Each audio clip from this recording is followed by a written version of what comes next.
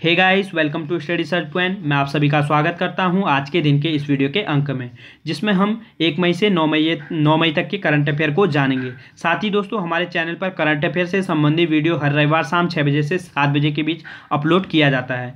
दोस्तों, current affair से संबंधित वीडियो को अंत तक देखें। अंत में आज मैं आपको जीके स्टडी से संबंधित महत्वपूर्ण टॉपिक भी कराऊंगा, जो कि आपके परीक्षा की दृष्टि से लाभकारी होगा। इसी के साथ शुरुआत करते हैं आज के दिन के करंट अफेयर के पहले क्वेश्चन से। पहला क्वेश्चन है, जीवन अमृत योजना किस राज्य सरकार ने शुरू की? दोस्तों, अभी हाल ही में मध्य प्रदेश राज्य के मुख्यमंत्री शिवराज सिंह चौहान ने जीवन अमृत योजना का शुभारंभ किया है। दोस्तों, इस योजना के तहत 1 करोड़ काढ़े या चूर्ण के पैकेट लोगों तक पहुंचाए जाएंगे। कोविड-19 के संक्रमण से बचने के लिए लोगों में इम्यूनिटी सिस्टम को मजबूत करने के लिए आयुर्वेद पीपल काली मिर्च का चूर्ण बनाकर लोगों तक पहुंचाना इस योजना का उद्देश्य है। दोस्तों, आप भारत के मैप में देख सकते हैं मध्य प्रदेश राज्य की स्थिति। ठीक है, रेड वाला जो बना है ये है मध्य प्रदेश। अब मध्य प्रदेश राज्य है तो मध्य प्रदेश राज्य के बारे में भी जानते हैं। मध्य प्रदेश राज्य का गठन हुआ था 1 नवंबर 1956 ईस्वी को, और मध्य प्रदेश की राजधानी है भोपाल और हाईकोर्ट है जबलपुर। और वर्तमान में मध्य प्रदेश के मुख्यमंत्री है शिवराज सिंह चौहान, आप इमेज में देख सकते हैं। और वर्तमान में गवर्नर राज्यपाल है लालजी टंडन, ये इमेज में आप देख सकते हैं। अभ्यारण्य की बात करें तो कानाकिस्नी नेशनल पार्क और बांधवगढ़ नेशनल पार्क मध्य प्रदेश में ही स्थित है। ठीक है दोस्तों, नेक्स्ट क्वेश्चन है, पुरुष विश्व मुक्केबाजी चैंपियनशिप 2021 की मेजबानी कौन सा देश करेगा? दोस्तों, 2021 की प्रस्तावित विश्व मुक्केबाजी चैंपियनशिप की मेजबानी भारत से छीनकर सर्बिया को दे दी गई है। दोस्तों, होता क्या है, जिस देश को मेजबान देश बनाया जाता है उससे एक राशि ली जाती है, और भारत की मुक्केबाज जो फेडरेशन है वह उस राशि को अदा करने में असफल रहा है, जिस कारण भारत से 2021 की पुरुष विश्व मुक्केबाजी चैंपियनशिप की मेजबानी छीनकर सर्बिया को सौंप दी गई है। अब दोस्तों, सर्बिया आया है तो सर्बिया को भी देखते हैं। सर्बिया ये है, देखते हैं आप मैप में, यूरोप में रेड वाला जो बना है ये है सर्बिया, यूरोप में स्थित है। सर्बिया की बात करें तो सर्बिया की राजधानी बेलग्रेड है, और मुद्रा की हम बात करें तो दिनार मुद्रा है। नेक्स्ट क्वेश्चन है, वर्ल्ड प्रेस फ्रीडम डे कब मनाया गया? दोस्तों, हर साल 3 मई को वर्ल्ड प्रेस फ्रीडम डे के रूप में मनाया जाता है, और 1993 में संयुक्त राष्ट्र महासभा ने 3 मई को प्रेस स्वतंत्रता दिवस मनाने की घोषणा की थी। और इस बार का जो मेजबान देश बना है वो बना है नीदरलैंड। और इस बार की थीम की बात करें तो इस बार की थीम है पत्रकारिता बिना डर या एहसान। दोस्तों, विश्व भर में 3 मई को विश्व प्रेस स्वतंत्रता दिवस मनाया गया, और यह दिवस मीडिया की आज़ादी और हमलों से मीडिया की रक्षा करने तथा मरने वाले पत्रकारों को श्रद्धांजलि अर्पित करने के लिए मनाया जाता है। वहीं भारत में प्रेस की स्वतंत्रता की बात करें तो भारत में प्रेस की स्वतंत्रता भारतीय संविधान के अनुच्छेद 19 में भारतीयों को दिए गए अभिव्यक्ति की आज़ादी के मूल अधिकारों से सुनिश्चित होती है। ठीक है दोस्तों, और हाल ही में वर्ल्ड प्रेस फ्रीडम द्वारा एक वर्ल्ड की प्रेस की एक रिपोर्ट जारी की गई थी, जिसमें 180 देशों की सूची में से भारत को 142वां स्थान मिला है। ठीक है दोस्तों, नेक्स्ट क्वेश्चन है, हाल ही में किस प्रसिद्ध भारतीय फुटबॉलर का निधन हुआ है? दोस्तों, अभी हाल ही में प्रसिद्ध फुटबॉलर खिलाड़ी चुन्नी गोस्वामी जी का निधन हुआ है। आप इमेज में देख सकते हैं, यह है चुन्नी गोस्वामी। दोस्तों, 1962 के एशियाई खेलों में स्वर्ण पदक जिताने वाले टीम के कप्तान रह चुके हैं। नेक्स्ट क्वेश्चन है, प्रोफेसर बीबी लाल इंडिया रिडिस्कवर्ड ई बुक लॉन्च की है। दोस्तों, अभी हाल ही में केंद्रीय संस्कृति मंत्री प्रहलाद सिंह पटेल ने प्रोफेसर बीबी लाल इंडिया रिडिस्कवर्ड ई बुक लॉन्च की है। आप इमेज में देख सकते हैं, ये है केंद्रीय संस्कृति मंत्री प्रहलाद सिंह पटेल। ठीक है दोस्तों, प्रोफेसर बीबी लाल की बात करें तो प्रोफेसर बीबी लाल पुरातत्व विभाग के महान प्रोफेसर थे, जिन्हें 2000 में पद्म भूषण से भी सम्मानित किया गया है। नेक्स्ट क्वेश्चन है, कोविड-19 से निपटारे हेतु यस नामक पोर्टल लॉन्च किया है। दोस्तों, अभी हाल ही में केंद्रीय एवं प्रौद्योगिकी विभाग ने कोविड-19 से निपटारे हेतु यस नामक पोर्टल लॉन्च किया है। यस कार्यक्रम को विज्ञान एवं प्रौद्योगिकी विभाग के तहत कार्यरत national council for science and technology communication NCST ने लॉन्च किया है। ठीक है दोस्तों, लोगों में कोविड-19 से संबंधित कई प्रकार की अफवाहें फेसबुक और व्हाट्सएप के माध्यम से पहुंच रही हैं। इन अफवाहों से बचने के लिए लोगों में अवेयरनेस पैदा करने के लिए विज्ञान एवं प्रौद्योगिकी विभाग ने यस नामक पोर्टल लॉन्च किया है, और यस का पूर्ण रूप है year of awareness on science and health. ठीक है दोस्तों, नेक्स्ट क्वेश्चन है, मनरेगा के तहत सबसे ज़्यादा रोजगार देने वाला राज्य बना है। दोस्तों मनरेगा के तहत सबसे ज़्यादा रोजगार देने वाला जो राज्य बन गया है वो बन गया है छत्तीसगढ़। छत्तीसगढ़ महात्मा गांधी राष्ट्रीय ग्रामीण रोजगार गारंटी अधिनियम के तहत रोजगार देने के मामले में राज्यों की सूची में पहले नंबर पर है। दोस्तों अब यहाँ पर महात्मा गांधी राष्ट्रीय ग्रामीण रोजगार गारंटी आया है, तो इसके बारे में भी जानते हैं। दोस्तों महात्मा गांधी राष्ट्रीय ग्रामीण रोजगार गारंटी जो अस्तित्व में आया था वो आया था 2 फरवरी 2006 को, लेकिन इसका जो प्रारंभ में नाम था वो था राष्ट्रीय ग्रामीण रोजगार गारंटी अधिनियम, और बाद में 2 अक्टूबर 2009 को इसका नाम मनरेगा कर दिया गया। ठीक है, इसमें महात्मा गांधी शब्द जुड़ गया और इसका नाम हो गया महात्मा गांधी राष्ट्रीय ग्रामीण रोजगार गारंटी। ठीक है, और इसका मकसद है 100 दिन का रोजगार प्रदान करना, और इसकी जो न्यूनतम मजदूरी है वो है 220 रुपये, और इसका जो भुगतान किया जाता है वो बैंक के खातों व डाकघर के जरिए किया जाता है। नेक्स्ट क्वेश्चन है, वर्चुअल गुटनिरपेक्ष आंदोलन शिखर सम्मेलन नेम की अध्यक्षता किसने की? दोस्तों अभी हाल ही में वर्चुअल गुटनिरपेक्ष आंदोलन शिखर सम्मेलन नेम की अध्यक्षता जो है अजरबैजान ने की है। अजरबैजान के राष्ट्रपति इल्हाम अलीयेव की पहल पर इस सम्मेलन का आयोजन किया, और इसकी जो अध्यक्ष देश बना है वो बना है अजरबैजान। ठीक है, और भारत की ओर से प्रधानमंत्री नरेंद्र मोदी ने पहली बार वीडियो कॉन्फ्रेंस के जरिए जो है गुटनिरपेक्ष शिखर सम्मेलन में भाग लिया, और इस वर्चुअल सम्मेलन में कोरोना वायरस महामारी के खिलाफ लड़ाई में सदस्य देशों के बीच समन्वय के तरीकों पर चर्चा की गई है। ठीक है दोस्तों, अब यहाँ पर गुटनिरपेक्ष आंदोलन शिखर आया है तो इसके बारे में भी जान लेते हैं। दोस्तों गुटनिरपेक्ष आंदोलन शिखर संयुक्त राष्ट्र संघ जो है विश्व की पहली सबसे बड़ी संस्था है, और इसके बाद जो दूसरी सबसे बड़ी संस्था है वो यही है गुटनिरपेक्ष आंदोलन शिखर, जो कि संयुक्त राष्ट्र के बाद दूसरी सबसे बड़ी संस्था है, और इसकी स्थापना अप्रैल 1961 ईस्वी में हुई थी, और इसका मुख्यालय जो है वो है जकार्ता इंडोनेशिया में, और वर्तमान में इसके सदस्य की बात करें तो 120 सदस्य हैं और 17 पर्यवेक्षक देश हैं। संयुक्त राष्ट्र संघ के बाद विश्व की दूसरी सबसे बड़ी संस्था है यही है। ठीक है, और बांडुंग सम्मेलन में 1955 में भारत के तत्कालीन प्रधानमंत्री जवाहरलाल नेहरू और मिस्र के राष्ट्रपति अब्दुल नासिर और यूगोस्लाविया के राष्ट्रपति ब्रॉन टिटो ने मिलकर गुटनिरपेक्ष आंदोलन शिखर का गठन किया था, और पहली बार गुटनिरपेक्ष आंदोलन शिखर का जो सम्मेलन हुआ था वो हुआ था 1961 में बेलग्रेड में, और 2019 में 18वां जो गुटनिरपेक्ष सम्मेलन का जो शिखर सम्मेलन हुआ था वो हुआ था अजरबैजान के बाकू में, और उसमें जो है उपराष्ट्रपति वेंकैया नायडू ने भाग लिया था। ठीक है दोस्तों, नेक्स्ट क्वेश्चन है, अंतर्राष्ट्रीय श्रम दिवस मनाया जाता है। दोस्तों हर साल 1 मई को अंतर्राष्ट्रीय श्रमिक दिवस, लेबर दिवस, मई दिवस, मजदूर दिवस के रूप में मनाया जाता है, और इसकी शुरुआत जो है 1 मई 1886 ईस्वी को अमेरिका से हुई, और भारत में पहली बार 1 मई 1923 को मद्रास में लेबर किसान पार्टी के द्वारा मनाया गया।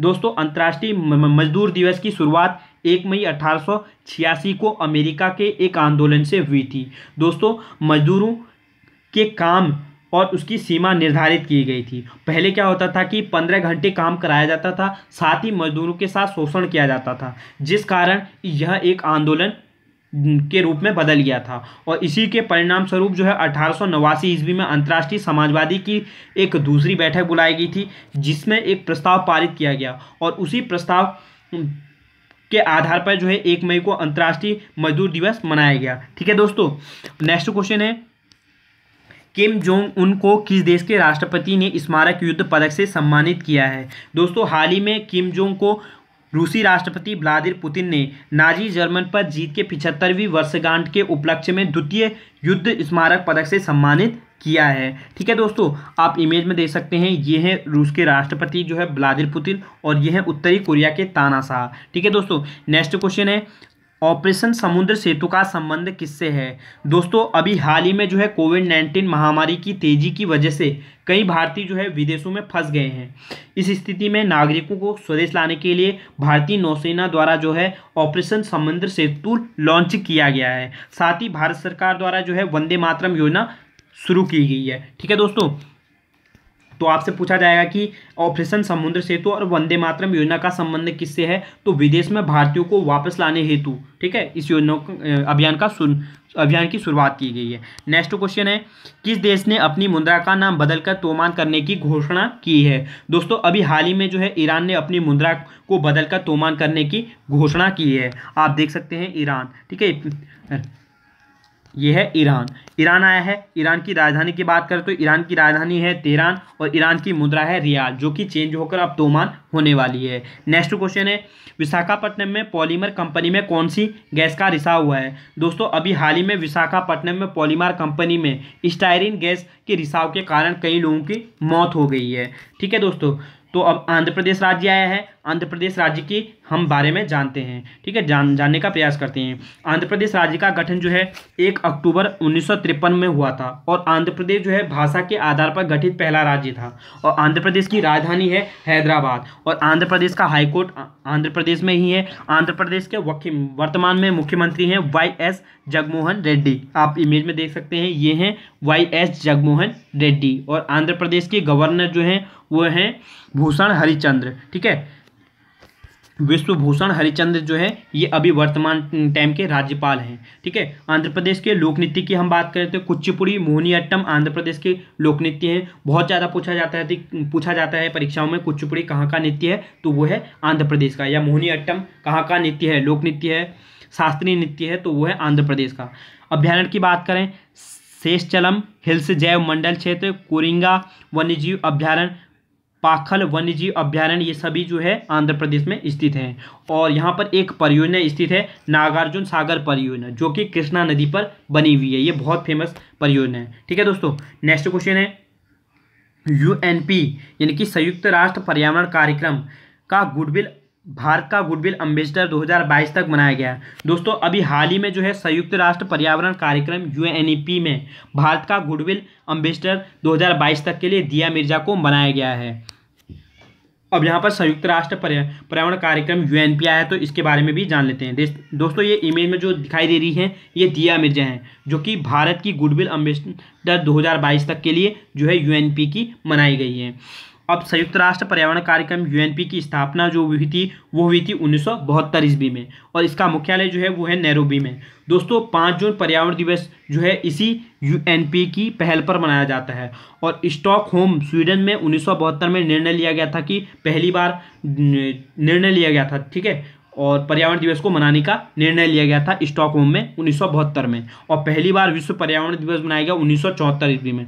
और दोस्तों आज 9 मई है, 9 मई को विश्व प्रवासी पक्षी दिवस भी मनाया जाता है और इस बार के विश्व प्रवासी पक्षी दिवस की जो थीम है वो है पक्षी हमारे दुनिया को जोड़ते हैं। नेक्स्ट क्वेश्चन है विश्व अस्थमा दिवस मनाया गया। दोस्तों विश्व अस्थमा दिवस जो है 4 मई को मनाया जाता है। ठीक है दोस्तों, 5 मई को मनाया जाता है। विश्व अस्थमा दिवस प्रत्येक वर्ष मई महीने के पहले मंगलवार को पूरे विश्व में मनाया जाता है और पहली बार जो है 1998 में यह मनाया गया था। ठीक है, इस बार की जो थीम है एनएफ अस्थमा डेट्स। ठीक है दोस्तों, अब है क्वेश्चन ऑफ द डे। पिछली बार जो क्वेश्चन पूछे गए थे उसके आंसर। ठीक है, जलवायु आपातकाल घोषणा करने वाला पहला देश है ब्रिटेन। ठीक है दोस्तों, 1 मई 2019 को ब्रिटेन जलवायु आपातकाल घोषणा करने वाला पहला देश बना था और जबकि दूसरा देश जो बना है वो आयरलैंड बना है। अंतर्राष्ट्रीय वन दिवस कब मनाया गया? 21 मार्च को। दोस्तों 21 मार्च को अंतर्राष्ट्रीय वन दिवस के रूप में मनाया जाता है और संयुक्त राष्ट्र महासभा ने 28 नवंबर 2012 को स्थापना की थी अंतर्राष्ट्रीय वन दिवस मनाने की और इस बार की जो थीम थी वो है वन व शिक्षा। ठीक है दोस्तों, और पहली बार जो है 21 मार्च 2013 को जो है अंतर्राष्ट्रीय वन दिवस मनाया गया था। अब हम बात करते हैं जीके स्टडी पॉइंट की। दोस्तों किसान विद्रोह और आंदोलन। दोस्तों किसान विद्रोह और आंदोलन से काफ़ी ज़्यादा परीक्षाओं में महत्वपूर्ण क्वेश्चन पूछे जाते हैं। जैसे नील विद्रोह जो है कहाँ पर, नील विद्रोह कहाँ हुआ था? ठीक है, नील विद्रोह कहाँ हुआ था? तो वो हुआ था बंगाल में। ठीक है, या निम्न में से कौन सा इनमें से एक कृषक विद्रोह नहीं है, या निम्न में से कौन सा एक कृषक विद्रोह है, इस टाइप से क्वेश्चन पूछे जाते हैं। तो इसी को हम कवर करेंगे। दोस्तों नील विद्रोह जो हुआ था वो हुआ था किसानों से ज़बरदस्ती जो है नील की खेती करवाई जाती थी और इसी कारण जो है 1869 में बंगाल में जो है नील विद्रोह हो गया था और इसका जो नेतृत्व किया था वो किया था दिगंबर विश्वास और विष्णु विश्वास ने। इसमें हुआ क्या था कि इन लोगों ने नील की खेती करने से मना कर दिया था और नील बागवान मालिकों के अत्याचार का खुला जो चित्रण किया गया है वो दीनबंधु मित्र ने अपनी पुस्तक जो है नील दर्पण में किया गया है। दीनबंधु की पुस्तक जो है नील दर्पण में जो है नील विद्रोह, नील किसान विद्रोह का वर्णन किया गया है। तो आपसे पूछा जाएगा कि नील बागान मालिकों के अत्याचार का खुला चित्रण जो है किस में किया गया है, तो वो किया गया है नील दर्पण। या नील दर्पण किसकी पुस्तक है, तो वो है दीनबंधु की। ठीक है दोस्तों, और यह भारतीय किसानों का पहला सफल विद्रोह भी रहा है। ठीक है, भारतीय किसानों का पहला विद्रोह। और 1857 की क्रांति के ठीक बाद जो विद्रोह हुआ था वो नील विद्रोह ही हुआ था। ठीक है दोस्तों, तो पूछा जाता है कि नील विद्रोह किस प्रकार का विद्रोह है, तो एक कृषक विद्रोह है, यानी कि किसान विद्रोह है। और नील विद्रोह कब से कब तक चला, 1859 ईस्वी में चला था। और कहाँ पर, बंगाल में। और इसका नेतृत्व किसने किया था, दिगंबर विश्वास और विष्णु विश्वास ने। ठीक है दोस्तों, नेक्स्ट है पावना विद्रोह। पावना विद्रोह चला है, ये चला है 1873 से 1876 तक बंगाल में चला है। ठीक है, और इसका नेतृत्व किया है ईशान चंद्र राय और शंभू पाल ने। और बंकिम चंद्र चट्टोपाध्याय और आरसी दत्त ने आंदोलन का समर्थन किया है। ठीक है, तो आपसे पूछा जाएगा पावना विद्रोह किस प्रकार का विद्रोह है, तो पावना विद्रोह भी एक प्रकार का किसान विद्रोह है। ठीक है, और इसका जो विद्रोह हुआ था वो हुआ था 1873 से 1876 ईस्वी तक। और इसका नेतृत्व किया था ईशान चंद्र और शंभू पाल ने। और बंकिम चंद्र चटर्जी और आरसी दत्त ने इस आंदोलन का समर्थन किया था। तो कब पूछा जाता है कि पावना विद्रोह का समर्थन किसने किया था, निम्न में से किसने किया था। ठीक है, तो बंकिम चंद्र चट्टोपाध्याय ने। नेक्स्ट है मोपला विद्रोह। मोपला विद्रोह जो है ये भी एक प्रकार का किसान विद्रोह है, जिसमें 1921 में मालाबार केरल में जो है विद्रोह चला था। ठीक है दोस्तों, तो मोपला विद्रोह कब चला था, 1921 ईस्वी में। किस प्रकार का विद्रोह है, वो है एक किसान विद्रोह। और कहाँ पर चला था, मालाबार केरल में। ठीक है, केरल में। नेक्स्ट है एका आंदोलन। एका आंदोलन जो है 1921 में अवध में चला था। और यह भी एक किसान विद्रोह है, जिसका नेतृत्व किया था मदारी पासी ने। ठीक है दोस्तों, तेभंगा आंदोलन की हम बात करें तो बंगाल में 1946 में यह आंदोलन हुआ था। और इसका नेतृत्व जो है कंपारा और भवन सिंह ने किया था। ठीक है, ये सब किसान आंदोलन है। ठीक है दोस्तों, आपको ये याद करने होंगे, जैसे कि नील विद्रोह एक किसान, नील विद्रोह, पावना विद्रोह, मापला विद्रोह, एका आंदोलन और तेभंगा आंदोलन किस प्रकार के हैं, तो ये किसान विद्रोह है। ठीक है, अब है क्वेश्चन ऑफ द डे। पहला क्वेश्चन है प्रधानमंत्री जन आरोग्य योजना की शुरुआत किस राज्य से की गई, उत्तर प्रदेश, मध्य प्रदेश, उत्तराखंड या झारखंड। आपको सही आंसर डिटेल पर कमेंट बॉक्स में लिखना है नीचे। और पहली बार विश्व मलेरिया दिवस कब मनाया गया, 2005, 1998, 2008, इनमें से कोई नहीं। इसी के साथ मिलते हैं नेक्स्ट वीडियो में, तब तक घर में रहें, सुरक्षित रहें। धन्यवाद।